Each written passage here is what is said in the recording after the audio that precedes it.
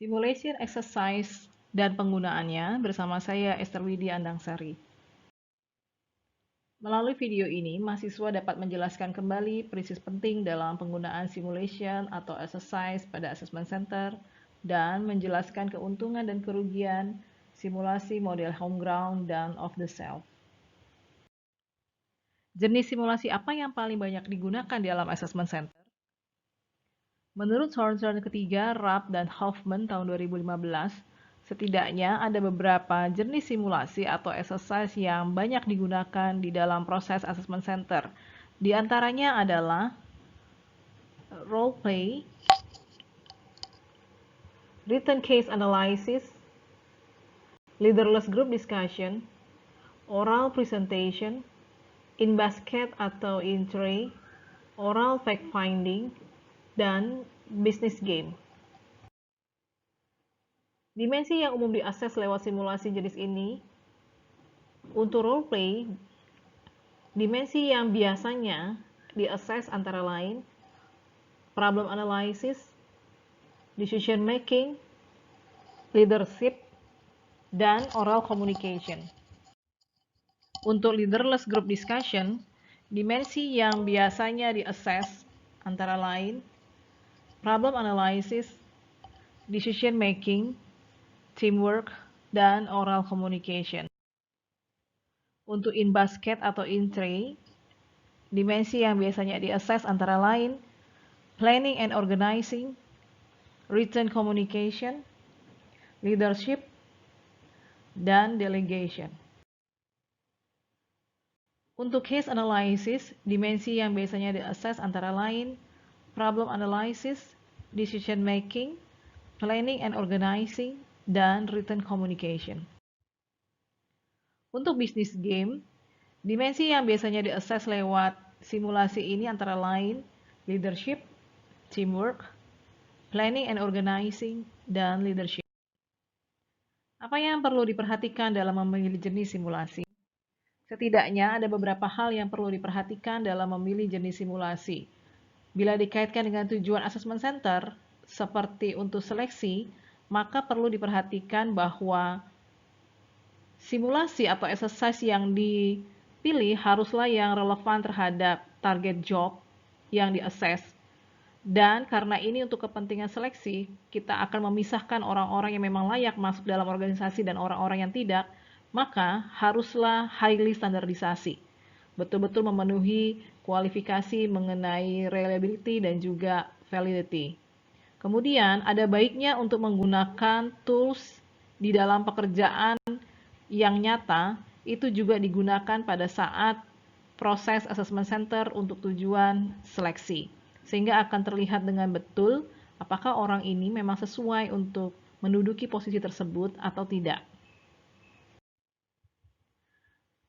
Sedangkan assessment center untuk tujuan diagnosis, setidaknya simulasi atau exercise yang dipilih itu meliputi situasi kerja yang beragam, sehingga para asesor bisa mencermati dengan sungguh-sungguh bagaimana kelebihan dan juga kekurangan dari asesi yang bersangkutan ketika simulasi itu mencerminkan situasi kerja yang beragam. Misalnya, asesor bisa mengamati asesi ketika harus berinteraksi dalam beragam setting pekerjaan, seperti ketika sedang memimpin rapat, ketika sedang mendelegasikan tugas, atau ketika sedang membuat keputusan. Bisa juga simulasi atau exercise yang digunakan dapat merepresentasikan bagaimana seorang asesi mampu berkomunikasi dengan orang beragam level. Misalnya ketika asesi harus berkomunikasi dengan bawahan, berkomunikasi dengan mitra kerja atau consumer, dan juga berkomunikasi dengan atasan. Mengenai jumlah dan tipe simulasi atau exercise, setidaknya harus dicermati beberapa ketentuan seperti berikut ini. Jenisnya harus beragam dan sangat disukai bila ia menunjukkan adanya keberbedaan atau dissimilarity antar simulasi atau exercise yang digunakan. Intinya jumlahnya banyak tetapi juga harus beragam. Mengenai dissimilarity, setidaknya jenis exercise yang diberikan itu tidak sama satu sama lain. Misalnya, walaupun jumlahnya banyak, tetapi kalau jenisnya mirip, hanya mempertunjukkan bagaimana asesi berinteraksi dengan orang, itu dianggap kurang disukai. Sebaiknya memang ada dissimilarity, seperti misalnya menggunakan aneka simulasi yang menunjukkan asesi harus bisa berinteraksi, harus bisa menunjukkan kepiawaiannya berkomunikasi secara formal, atau membuat keputusan dan mempresentasikan ide atau gagasan. Apa itu simulasi home ground dan off the shelf?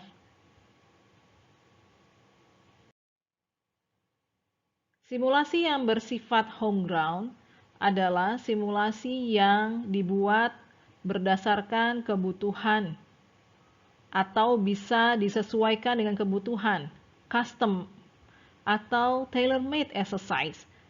Ini tentunya bisa menguntungkan pihak yang menjadi pengguna simulasi di dalam proses assessment center.